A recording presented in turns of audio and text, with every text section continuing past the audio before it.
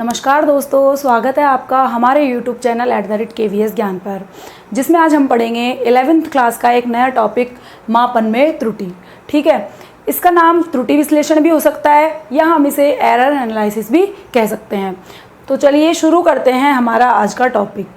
ठीक, जिन बच्चों ने पहले की वीडियो नहीं देखी है वो डिस्क्रिप्शन में दिए गए लिंक पे जाकर इससे पहले वाली वीडियो देख सकते हैं। उसके बाद इस वीडियो को देखेंगे तो ज़्यादा अच्छा लगेगा।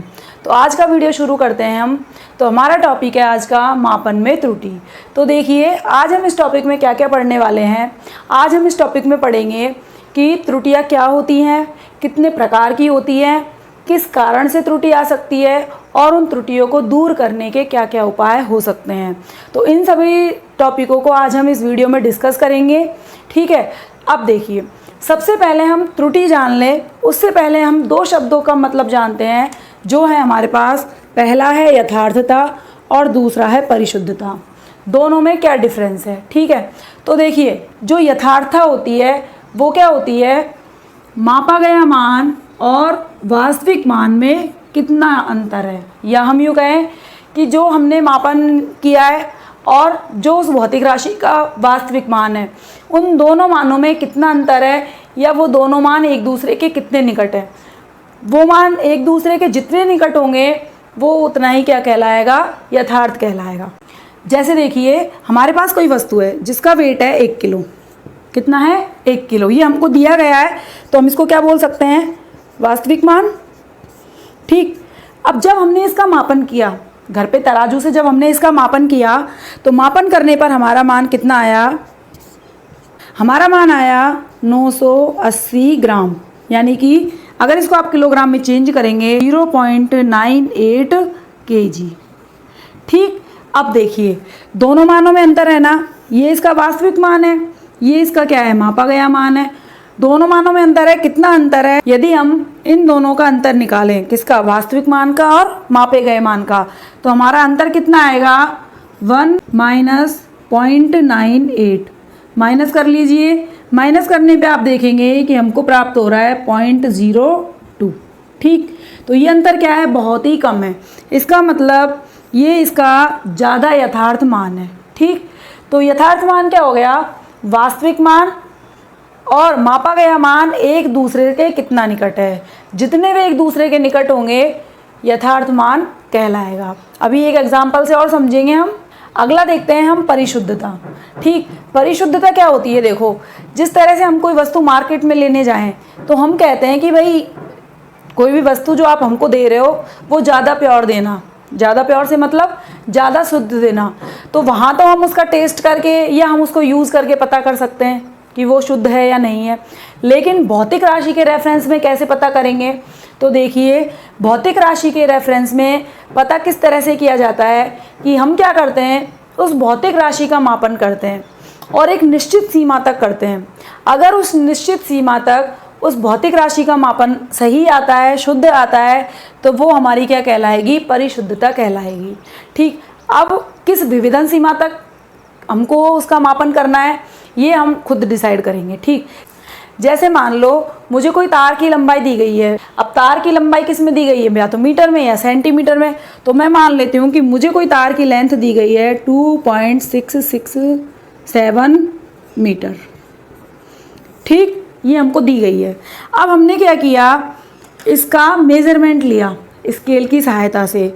तो मैंने दो तरह के स्केल लिए हैं। एक स्केल लिया है मैंने जिसकी विभेदन सीमा 0.1 मीटर की है। ठीक, और एक स्केल लिया है मैंने जिसकी विभेदन सीमा 0.01 मीटर की है।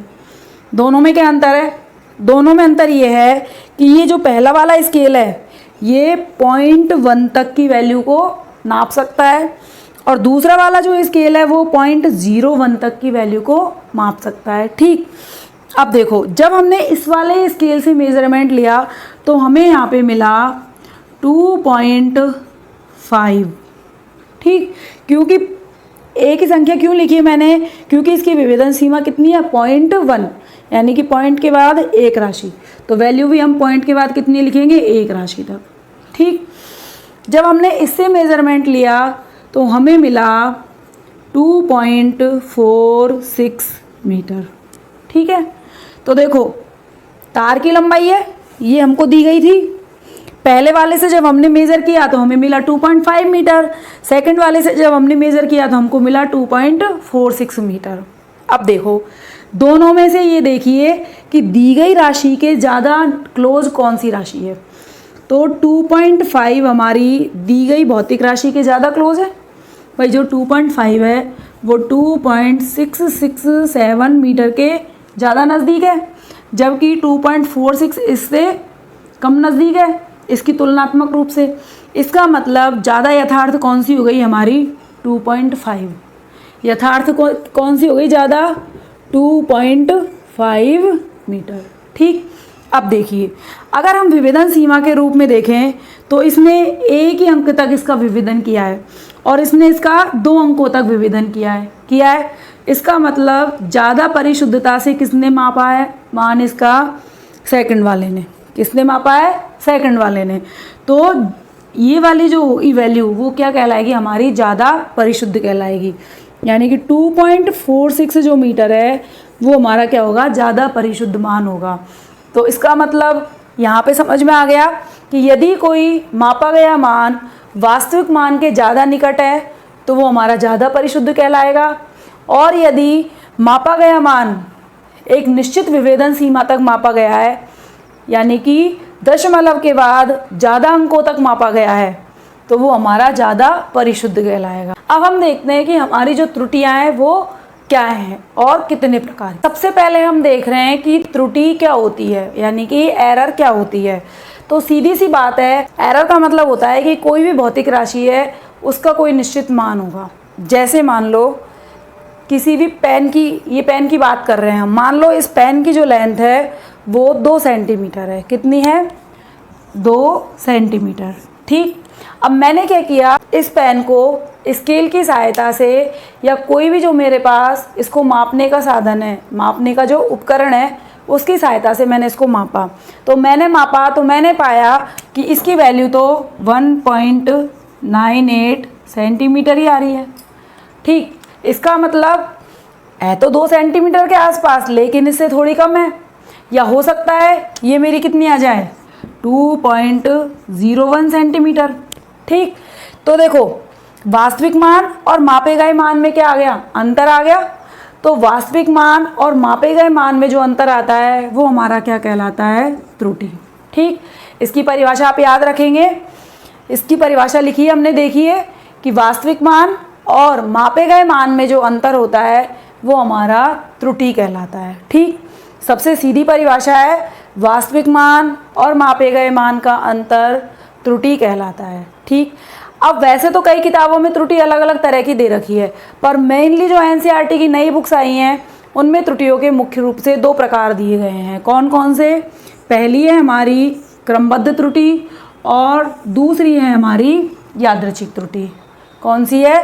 पहली तो है हमारी क्रमबद्ध त्रुटि और दूसरी है हमारी यादृच्छिक त्रुटि। ठीक, अब देखिए जो क्रमबद्ध त्रुटि है वो क्या होती है। तो देखो नाम से स्पष्ट है, क्रमबद्ध यानी कि जो क्रम से बंधी हुई है, यानी कि जो अपना क्रम नहीं तोड़ती। क्रम नहीं तोड़ती इसका मतलब ये लगातार चलेंगी। लगातार चलने का मतलब हो गया कि या तो ये ऋणात्मक दिशा में चलेंगी और या ये धनात्मक दिशा में चलेंगी।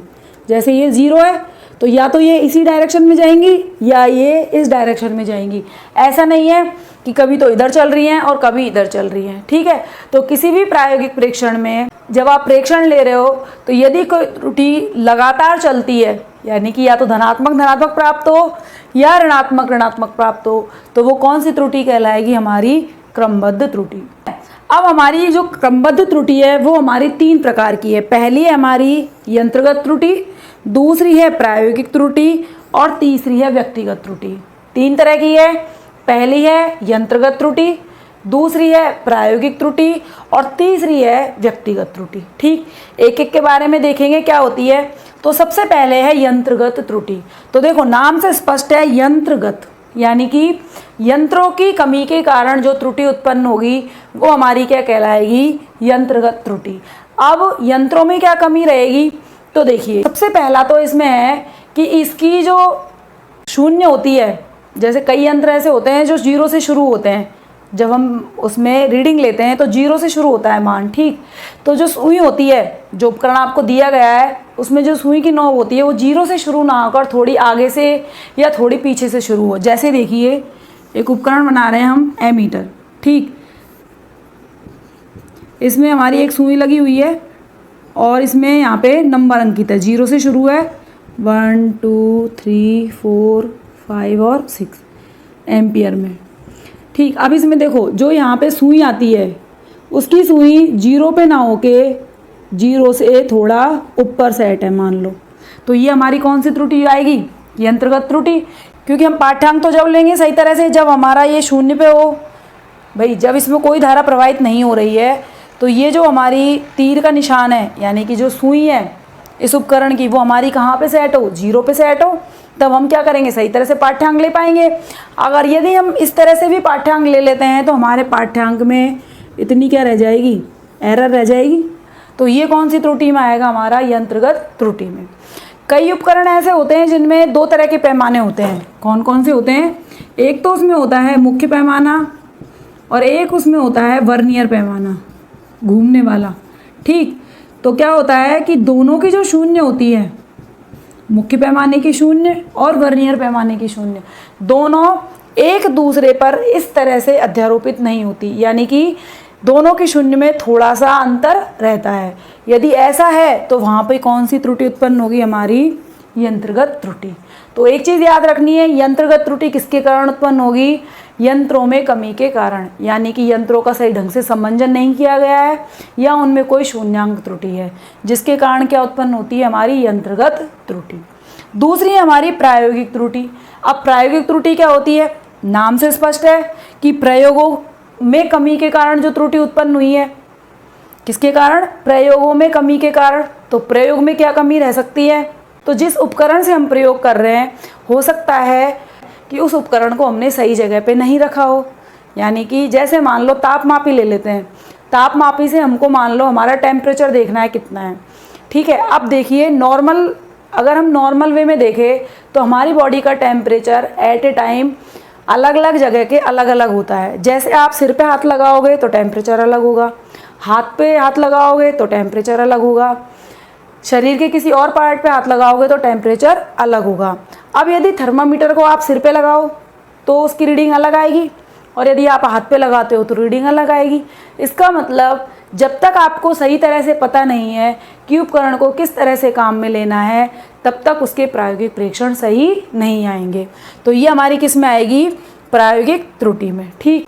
सेकंड इसमें आएगा कि मान लो अब हम प्रयोग कर रहे हैं, अब क्या है? गर्मियाँ, ठीक। इसी प्रयोग को हम सर्दियों में करें तो तापमान में क्या आ जाता है? अंतर आ जाता है। तो तापमान में अंतर आने के कारण भी जो प्रायोगिक परीक्षण है वो हमारे क्या होंगे? प्रभावित होंगे। कैसे? जैसे मान लो मुझे किसी तार की लंबाई नापनी है, तो आपको पता है कि गर्मियों में तो टेम्परेचर ज़्यादा रहता है, इसलिए तार की लंबाई हमारी सर्दियों के बजाय क्या आएगी? ज़्यादा आएगी। और उसी तार की लंबाई जब आप सर्दियों में मेजर करोगे तो उस तार की लंबाई अब की तुलना में थोड़ी कम आएगी। तो इस तरह से जो बाह्य कारक है वो भी क्या करते हैं? हमारे प्रायोगिक परीक्षणों को प्रभावित करते हैं। तो ये सब हम किस में सम्मिलित करेंगे? प्रायोगिक त्रुटि में। नेक्स्ट है हमारा व्यक्तिगत त्रुटि। नाम से स्पष्ट है, व्यक्ति की समझ में कमी के कारण उत्पन्न होने वाली त्रुटि व्यक्तिगत त्रुटि कहलाती है। ये क्यों उत्पन्न होती है? कि व्यक्ति को जो प्रयोग वो कर रहा है उसकी पूरी जानकारी नहीं है, ठीक। दूसरा, मान लो वो किसी पूर्वाग्रह से पहले से ही ग्रसित है, यानी कि किसी प्रयोग के बारे में उसने पहले से ही धारणा बना रखी है कि भाई इससे तो प्रेक्षण इतना आना है, तो वो कितना भी कोशिश कर ले, उस प्रयोग को बार बार दोहरा ले, फिर भी वो वही गलती करेगा दोबारा, ठीक। इसलिए जो व्यक्ति है वो पूर्वाग्रह से ग्रसित नहीं होना चाहिए, ठीक। अगर वो पूर्वाग्रह से ग्रसित है तो व्यक्तिगत त्रुटि उत्पन्न होगी। दूसरा, जब वो मान लो प्रयोग कर रहा है, ठीक, जब वो क्या कर रहा है? प्रयोग कर रहा है, तो उसने क्या किया? प्रेक्षण को सही से नहीं लिखा कॉपी में, यानी उसका ध्यान कहीं और था। रीडिंग आई 2.05, उसने गलती से लिख दी 2.50, तो वहाँ पर कौन सी त्रुटि उत्पन्न होगी? व्यक्तिगत त्रुटि, ठीक। इसके अलावा एक और होता है, जब हम रीडिंग देखते हैं तो हम लंबन विधि काम में लेते हैं। कौन सी विधि काम में लेते हैं? लंबन विधि। लंबन विधि क्या होती है? जब हम किसी भी स्केल पर रीडिंग को नोट करते हैं तो हम उसको इस तरह से पढ़ते हैं, ठीक, इस तरह से नहीं पढ़ते, ठीक है। तो जब हम उसको लंबवत पढ़ेंगे तो वो सही रीडिंग आएगी, और यदि हमने उसको ऐसे ही पढ़ लिया तो वो रीडिंग हमारी सही नहीं होगी, क्योंकि लाइनें इतनी पास होती है कि हम अंतर नहीं कर पाते कि ये 0 वाली लाइन है या 1 वाली लाइन है। इसलिए हमेशा जब भी प्रेक्षण लेने हैं लंबवत पढ़ना है उनको, यानी कि इस तरह से पढ़ना है, ठीक। तो व्यक्ति की समझ या व्यक्ति की कम नॉलेज के कारण कौन सी त्रुटि उत्पन्न होगी? हमारी व्यक्तिगत त्रुटि। तो इस तरह से 3 त्रुटियां हो गई, यंत्रगत, दूसरी प्रायोगिक और तीसरी व्यक्तिगत। अब देखते हैं हमारी अगली त्रुटि है यादृच्छिक त्रुटि। यादृच्छिक त्रुटि क्या होती है? यादृच्छिक त्रुटि होती है हमारी मापन में अनियमितता के कारण उत्पन्न होती है। किसके कारण उत्पन्न होती है? मापन में अनियमितता के कारण उत्पन्न होती है, ठीक। दूसरा, यादृच्छिक त्रुटि जो होती है हमारी चिन्ह और परिमाण में यादृच्छिक होती है, मतलब इसका चिन्ह और परिमाण कुछ भी हो सकता है। तो दूसरा क्या याद रखना है इसमें? ये चिन्ह व परिमाण में यादृच्छिक होती है, ठीक है। अब ये उत्पन्न कब होती है? जब व्यक्ति पाठ्यांक को बार बार दोहराता है। जैसे पहली बार प्रेक्षण ले लिया, फिर दोबारा फिर प्रेक्षण ले रहा है, तीसरी बार फिर प्रेक्षण ले रहा है, तो जो गलती पहली बार हो रही थी वो गलती बार बार होगी यदि परिस्थितियों को वो चेंज नहीं करता है। और जिस परिस्थिति में पहले परीक्षण ले रहा था उसी परिस्थिति में यदि अपने प्रेक्षण को बार बार दोहराएगा तो हमारी कौन सी त्रुटि उत्पन्न होगी? यादृच्छिक त्रुटि, यानी कि परीक्षणों को दोहराने पर भी यादृच्छिक त्रुटि उत्पन्न होती है। तो इस तरह से इसके 3 पॉइंट है जो मेन है, ये आपको याद रखने कि हमारी यादृच्छिक त्रुटि कब कब उत्पन्न होती है। मापन में अनियमितता के कारण, दूसरा चिन्ह व परिमाण में यादृच्छिक होंगी, और परीक्षणों को दोहराने पर ये उत्पन्न होंगी। इसके अलावा प्रायोगिक अवस्थाओं के अंतर के कारण भी, या प्रायोगिक अवस्थाओं में जो उतार चढ़ाव होता है उसके कारण भी ये उत्पन्न हो जाती हैं। इस तरह यादृच्छिक त्रुटियों को हम कोई पर्टिकुलर डिफाइन नहीं कर सकते, हम बस इतना कहेंगे कि प्रेक्षण में यदि अनियमितता है, प्रेक्षण हम सही ले रहे हैं फिर भी प्रेक्षण में यदि अनियमितता है तो वो कौन सी त्रुटि होगी? यादृच्छिक त्रुटि होगी, ठीक। कब उत्पन्न होगी? परिस्थिति हमने बदली नहीं है, बार बार हम प्रेक्षण को दोहरा रहे हैं, तो हमारी कौन सी त्रुटि उत्पन्न हो जाएगी? यादृच्छिक त्रुटि उत्पन्न हो जाएगी। इसके अलावा यादृच्छिक इनको क्यों कहा गया है? क्योंकि ये चिन्ह और परिमाण में यादृच्छिक है। चिन्ह कोई सा भी आ सकता है, वैल्यू कोई भी सी भी आ सकती है, तो इनको क्या कहेंगे? यादृच्छिक त्रुटि। देखो, क्रमबद्ध त्रुटियों में हमारे एक ही क्रम था, या तो धनात्मक धनात्मक मिलेंगी या ऋणात्मक ऋणात्मक मिलेंगी, जबकि यादृच्छिक त्रुटियों का कोई क्रम नहीं है। ये धनात्मक भी हो सकती है, ऋणात्मक भी हो सकती है, परिमाण इनका 0 भी हो सकता है और कुछ और वैल्यू भी हो सकती है। तो इस तरह से ये हमारी क्या कहलाएंगी? यादृच्छिक त्रुटियाँ। कुछ मेन पॉइंट है जो आपको बोर्ड पे दिख रहे हैं, इनको आप अपनी कॉपी में नोट्स में लिख लेना। देखो, जो मैं पढ़ा रही हूँ वो आप सुन रहे हो, ठीक है। इसके अलावा इनको नोट्स करना बहुत ज़रूरी है, क्योंकि फिजिक्स एक ऐसी सब्जेक्ट है, इसको आप दोहराओगे नहीं, और इसको अगर आप नोट्स नहीं करोगे तो ये आपको बिल्कुल भी याद नहीं रहेगी। चाहे से आपने अब सुना है, आपको सब कुछ समझ में आया है, क्योंकि बहुत सीधा टॉपिक है, समझने जैसा कुछ है नहीं इसमें, लेकिन फिर भी आप इनके नोट्स ज़रूर करिए। बोर्ड पे मैंने जो लिखा है उसके अलावा आप बुक की सपोर्ट से, दोनों के सपोर्ट से अपने खुद के नोट्स बनाइए, क्योंकि खुद के नोट्स से अच्छे कोई से भी नोट्स नहीं होते, इसलिए अपने नोट्स ज़रूर बनाना, ठीक है। तो इस तरह से ये दोनों त्रुटि हमारी कंप्लीट हो गई। अब एक त्रुटि और है हमारी जो हमारे बहुत ज़्यादा काम आएगी, वो है अल्पतमांक त्रुटि, ठीक। उसको इन दोनों कैटेगरियों में ही नहीं रखा गया है, उसको अलग से रखा गया है कि अल्पतमांक त्रुटि क्या होती है। तो अगली त्रुटि देख रहे हैं हम, अल्पतमांक त्रुटि। सबसे पहले हम ये देखते हैं अल्पतमांक त्रुटि में अल्पतमांक शब्द का मतलब क्या है, ठीक। तो अल्पतमांक शब्द का मतलब है किसी भी उपकरण के द्वारा मापा जाने वाला छोटे से छोटा मान। क्या है? किसी उपकरण द्वारा मापा जाने वाला छोटे से छोटा मान, ठीक। तो किसी भी उपकरण द्वारा मापा जाने वाला छोटे से छोटा मान क्या कहलाता है? अल्पतमांक कहलाता है। ठीक, अब देखिए इसको इस तरह से समझते हैं, स्केल सबके पास होता है। ये मैंने क्या बना दी, एक स्केल बना दी। ठीक, स्केल में आपको पता है 0 से शुरू होता है। यहाँ क्या लिखा होता है 0, फिर यहाँ 1 2 3 इस तरह से और आगे लिखे होते हैं। मैंने 4 तक बनाए। अब देखिए इसके बीच में भी हमारे पास 10 लाइनें होती है स्केल में। ठीक है, अब देखो ये हमारा सेंटीमीटर में, यदि हम देखें तो इस स्केल की सहायता से हम ये वैल्यू तक मेज़र कर सकते हैं ना। यानी ये इसका क्या हो गया, सबसे छोटा मान। क्या हो गया इसका, सबसे छोटा मान। और सबसे छोटा मान कितना आएगा देखना, 1 का कितना भाग है, 10वां भाग है। 1 का कौन सा भाग है, ये 10वां भाग है। 10वां भाग कैसे है, देखो 1 भाग, 2 भाग, 3 भाग, 4 भाग, 5 भाग, 6 7 8 9 10। ठीक, तो इस तरह से इस जैसे 10 भाग मिलके हमारा क्या बना है, 1 बना है। इसलिए ये क्या है, 1 का 10वां भाग, यानी कि 1/10। 1/10 को क्या लिखोगे, 0.1 सेंटीमीटर। यानी कि स्केल का अल्पतमांक कितना हो गया, 0.1 सेंटीमीटर। तो स्केल की सहायता से हम कितना मान नाप सकते हैं, 0.1 सेंटीमीटर। ये सबसे छोटा मान है जो स्केल की सहायता से मापा जा सकता है। तो ये तो क्या कहलाता है, हमारा अल्पतमांक। अब अल्पतमांक त्रुटि होती क्या है, देखो किसी भी उपकरण के द्वारा जो मापे गए मान होते हैं वो हमारे अल्पतमांक तक सही होते हैं। अल्पतमांक त्रुटि होती है हमारे अल्पतमांक के कारण उत्पन्न होती है। जैसे 2 उपकरण हैं, उनके नाम हम आगे पढ़ेंगे। एक है हमारा वर्नियर कैलिपर्स और एक है हमारी गोलाई मापी। 2 उपकरण हैं, वर्नियर और गोलाई मापी। ठीक, दोनों का अल्पतमांक अलग अलग होता है। इसका होता है 0.01 सेंटीमीटर और इसका होता है 0.001 सेंटीमीटर।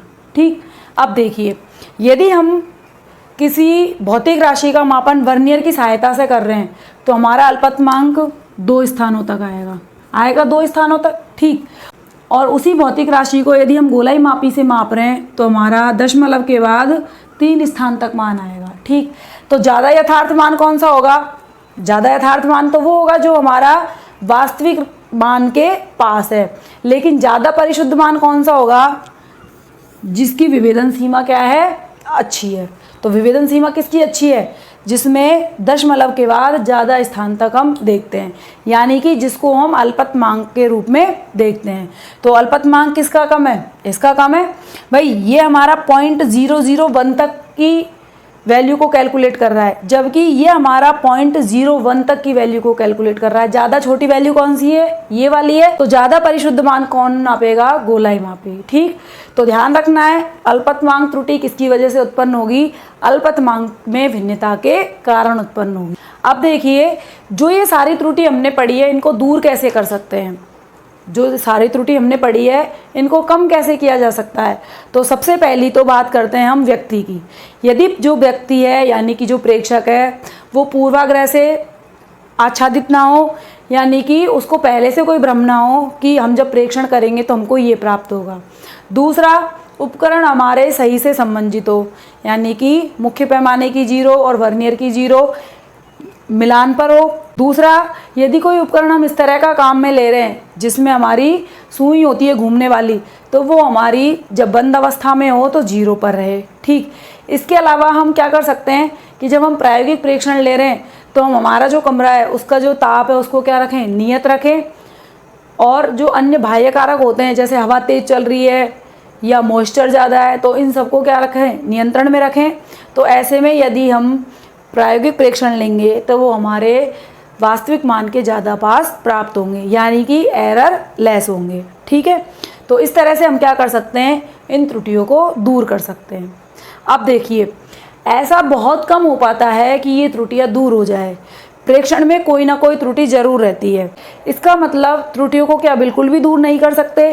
भाई दूर तो कर सकते हैं हम, लेकिन बहुत मिनिमम मान तक, क्योंकि ऐसा संभव नहीं हो पाता कि हम जो वास्तविक मान दिया गया है उसके बिल्कुल एग्जैक्ट मान प्रायोगिक प्रेक्षणों से प्राप्त कर लें, क्योंकि यदि ऐसा हो भी जाए तो वो मान हमारा गलत माना जाता है, क्योंकि हमारी जो भौतिक परिस्थितियाँ हैं या जो भौतिक कारक है वो इतने सही नहीं होते कि हम उस भौतिक राशि का एग्जैक्ट मान माप सकें। इसलिए कोई ना कोई त्रुटि अवश्य रहती है, और त्रुटि को हम किस तरह से कैलकुलेट कर लेंगे, वास्तविक मान और मापे गए मान के अंतर को निकाल के। तो इस तरह से ये हमारी त्रुटियाँ कंप्लीट हो गई हैं। कितने प्रकार की होती हैं, क्या क्या इनके बारे में है, ये सब हमने इस लेक्चर में देख लिया है। अगले लेक्चर में हम इनको कैलकुलेट करेंगे कि इन त्रुटियों को कैसे कैलकुलेट किया जाता है और किसी भी प्रायोगिक परीक्षण में ये किस तरह से हमको दिखाई देती हैं। तो इसके लिए हम एक दो एग्जाम्पल देखेंगे।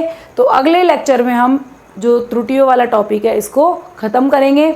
उम्मीद है कि आपको समझ में आया होगा। वीडियो को देखने के लिए धन्यवाद। फिर मिलते हैं एक नए वीडियो के साथ, तब तक के लिए टेक केयर, बाय बाय।